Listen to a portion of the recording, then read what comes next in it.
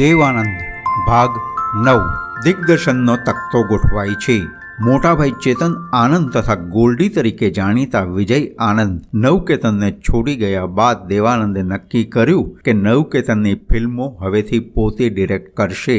આમ પણ અભિનેતા તરીકે ડંકો વગાડ્યા બાદ હવે દેવાનંદને દિગ્દર્શન પર હાથ અજમાવવો હતો. ફિલ્મનો ડિરેક્ટર એટલે કેપ્ટન ઓફ ધ શિપ. જેમ સમુદ્રમાં તરતા જહાજનો સર્વે સર્વા એનો કપ્તાન હોય છે, એમ એક ફિલ્મના સર્જન માટે ફિલ્મના તમામ પાસા માટે જવાબદાર હોય છે એનો દિગ્દર્શક. ભલભલા સુપરસ્ટારે પણ દિગ્દર્શક કહે તેમ કરવું પડે. દિગ્દર્શક તરીકે એમની પહેલી ફિલ્મ હતી પ્રેમ પૂજારી. ભારતીય લશ્કરના અત્યંત મહત્વના ગણાય એવા રહસ્યો બીજા દેશને વેચતા દેશદ્રોહી જાસૂસોને પકડવા નીકળેલા યુવા અફસરની એમાં વાત હતી. દેવાનંદની બધી ફિલ્મની જેમ પ્રેમ પૂજારી પણ સમય કરતાં વહેલી આવી હતી. અર્થાત સ્પાય થ્રિલરને એ વખતે ભારતીય સિનેમાના પ્રેક્ષકો પચાવી શક્યા નહોતા અને ફિલ્મ બોક્સ ઓફિસ પર ખાસ જામી નહોતી. પણ બીજી ફિલ્મ હરે રામ હરે કૃષ્ણથી નવકેતનને જાણે સોનાનો ચરુ હાથ લાગ્યો. બન્યું એવું કે એકવાર દેવાનંદ કાઠમંડુ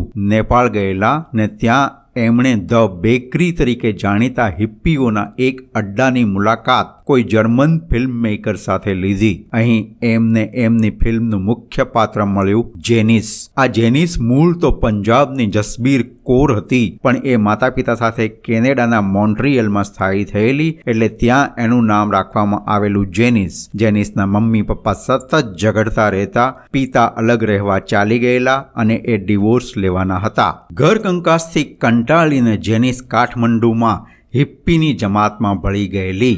એ પછી તો દેવાનંદ જેનિસને એક હોટેલમાંય મળ્યા અને એની પાસેથી એની બધી વાત કઢાવી. જેનિસની સત્યકથામાં એમને હિપ્પી કલ્ચર તથા માદક દ્રવ્યની સમસ્યાની આસપાસ ફરતી એક સરસ મજાની ફિલ્મ દેખાઈ. બીજે જ દિવસે દેવસાવ પહોંચ્યા નેપાળના રાજા પાસે. એમને નવી ફિલ્મનો વિષય સમજાવીને કહ્યું, મારે આ ફિલ્મનું શૂટિંગ નેપાળમાં કરવું છે, મને એની પરવાનગી આપો. રાજાએ સવાલ કર્યો, સ્ક્રિપ્ટ ક્યાં છે? ત્યારે દેવાનંદે જમણા કાનની ઉપર માથા પર આંગળી મૂકીને કહ્યું, સ્ક્રિપ્ટ અહીંયા છે, મતલબ મારા દિમાગમાં છે અને હવે હું એ લખીશ. એમનો જવાબ સાંભળીને રાજાએ કહ્યું, તમે એક કામ કરો, નેપાળમાં પોખરા કરીને એક સુંદર જગ્યા છે, ત્યાં મારા ભાઈની હોટેલ છે, હું તમને બધી વ્યવસ્થા કરી આપું છું, તમે ત્યાં જાઓ ને ત્યાં બેસીને વાર્તા લખો, શૂટિંગની પરવાનગી પણ હું તમને આપું છું. આમ નેપાળના રમણીય પોખરામાં દેવાનંદે હરે રામ હરે કૃષ્ણની કથા પટકથા લખી. મા બાપના રોજ રોજના કલેથી કંટાળેલી એક યુવતી પ્યાર હૂંફના અભાવે હિપ્પીની જમાતમાં ભળી જાય છે. એ યુવતી ઝીનત અમાનની ખોજમાં નીકળેલો એનો ભાઈ દેવાનંદ, ભાઈની પ્રેમિકા મુમતાઝ અને એમની આસપાસ ફરતી વાર્તા. મુંબઈ આવીને એમણે નવકેતનના સ્ટાફમાં જાહેરાત કરી કે આપણી આગામી ફિલ્મનું નામ છે હરે રામ હરે કૃષ્ણ. નામ સાંભળીને સ્ટાફને થયું કે આ તે કેવું નામ? શું દેવાનંદ કોઈ ધાર્મિક ફિલ્મ બનાવવાના છે? 1971માં હરે રામ હરે કૃષ્ણ રિલીઝ થઈ અને ઇન્સ્ટન્ટ હિટ થઈ ગઈ. બ્યુટી ક્વીન ઝીનત અમાન આ ફિલ્મથી અભિનેત્રી તરીકે પ્રસ્થાપિત થઈ ગઈ. એ પછી ઝીનત અમાનને લઈને દેવાનંદે હીરા પન્ના, ઇશ્ક ઇશ્ક ઇશ્ક, પ્રેમ શાસ્ત્ર, વોરંટ, ડાર્લિંગ ડાર્લિંગ જેવી ફિલ્મો બનાવી. 1980ના દાયકાથી માંડીને 2011 સુધીમાં દેવાનંદે સચ્ચે કા બોલબાલાથી લઈને Chargesheet, Mister Prime Minister, Love at Times Square, Censor, Chargesheet જેવી 2 ડઝન જેટલી ફ્લોપ ફિલ્મો બનાવી. આ બધી ફિલ્મો બની જ શા માટે, એ પણ એક કુતૂહલનો વિષય હતો. કદાચ આ ફિલ્મો એમના અણનમ જુસ્સાનું પ્રતીક હતી. ક્યારેક છાપાના ચીસ પાડતા મથાળા એમને ફિલ્મ બનાવવા ઉત્તેજિત કરી મૂકતા ને તરત એ સમાચારની આસપાસ કથા ગૂંથણી કરવા માંડતા. દાખલા તરીકે સચ્ચે કા બોલબાલા ઉત્તર પ્રદેશમાં ટેનિસ ખેલાડી સૈયદ મોદીની હત્યા તથા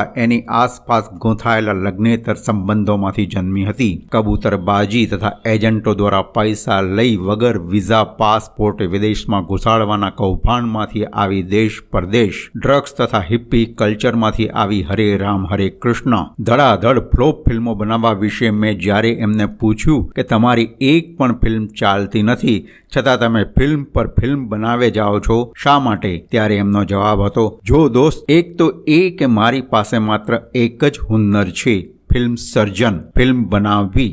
એમાં અભિનય કરવો, એ સિવાય મને બીજું કોઈ કામ આવડતું નથી. બાકી ફિલ્મ ફ્લોપ થવાના જુદા જુદા કારણ હોઈ શકે. રિલીઝનો ટાઈમ ખોટો હોય, ઓડિયન્સની માનસિકતા બદલાઈ હોય, ફિલ્મનો વિષય એમને સમજાયો ન હોય, વગેરે વગેરે. હકીકત તો એ હતી કે યુવાવસ્થામાં જેમ એમણે લેખક, દિગ્દર્શક, ગીતકાર, સંગીતકાર વગેરેની એક સશક્ત ટીમ બનાવેલી, એવી ટીમ પાછલા વર્ષોમાં એમની પાસે નહોતી. ન એ ફરીથી બનાવવાની જફામાં પડ્યા. લગભગ બધા ડિપાર્ટમેન્ટ એ જાતે જ સંભાળતા અને બહુ ઓછા ખર્ચે ફિલ્મ બનાવતા ને ટોચના કલાકારો એમને માન આપી એમની ફિલ્મમાં મફત અથવા નગણ્ય મહેનતાણું લઈને કામ કરતા. નવી ફિલ્મ માટે જોઈતા નાણાં એમને માટે સમસ્યા નહોતી. એમની જૂની હિટ ફિલ્મોની રોયલ્ટી તથા આનંદ ડબિંગ સ્ટુડિયોની બાંધી આવક હતી. આ ઉપરાંત એમના ચુસ્ત ભક્તો જેવા કેટલાક NRI પ્રશંસકો એમને માટે નાણાંનો પ્રબંધ કરતા. બીજી બાજુ એ ફિલ્મનું બજેટ પણ ટાઈટ રાખતા.